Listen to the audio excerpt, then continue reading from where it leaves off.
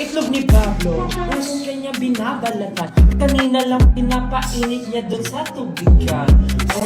Tinatapon niya ang balat sa lamesa. Kanina pinapaikot niya, ngayon ano pa ba? Kinain niya at sinubo niya ang kanyang itlog. Masarap. Malinamnam. Itlog ni Pablo, masarap at malinamnam. Itlog ni Pablo, masarap at malinamnam.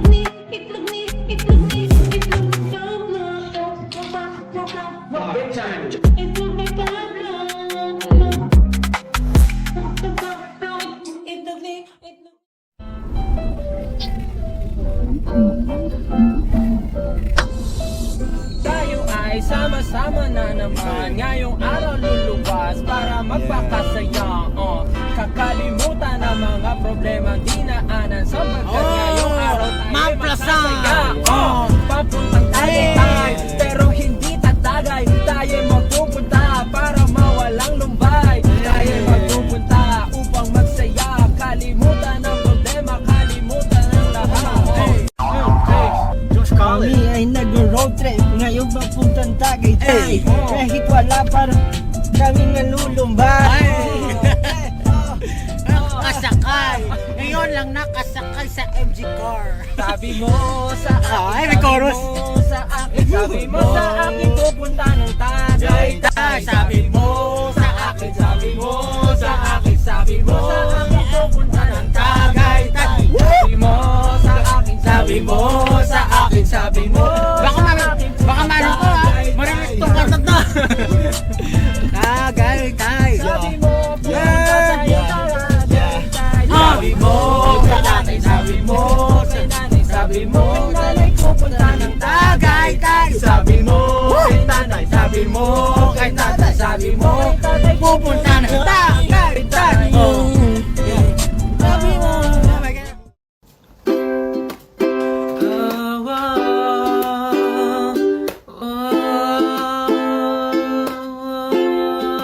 again.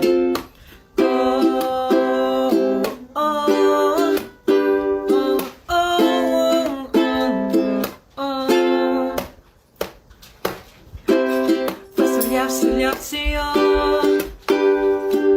nilalapitan ngunit sa isip lamang. Nalilito, kinakabahan ang tulad ko. Paano nga ba nalapitan ang isang tulad mo? Sinubok ko rin lapitan, ngunit hindi ko makapas. Nais ko lang na makausap, kahit saglit lang sa may hagdan. Nalilito ang aking nararamdaman, sapagkat iba, pag ika'y nandyan, ika'y hindi ko malapitan. Ngunit pag ika'y wala, hinahanap-hanap ka.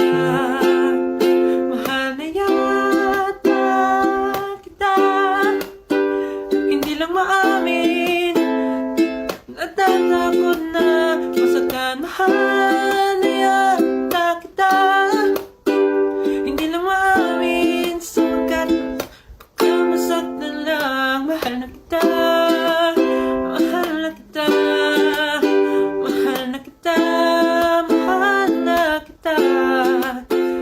Nalagay ko na aking sagot, pero bago ko inagay ito, inalog ko at tumalsik, kumalat pa sa upuan ko. Lagi ko naman inaalog, pero bakit siya tumalsik? Ngayon ang dumi ko, ayaw magpabukas. Ano ang gagawin?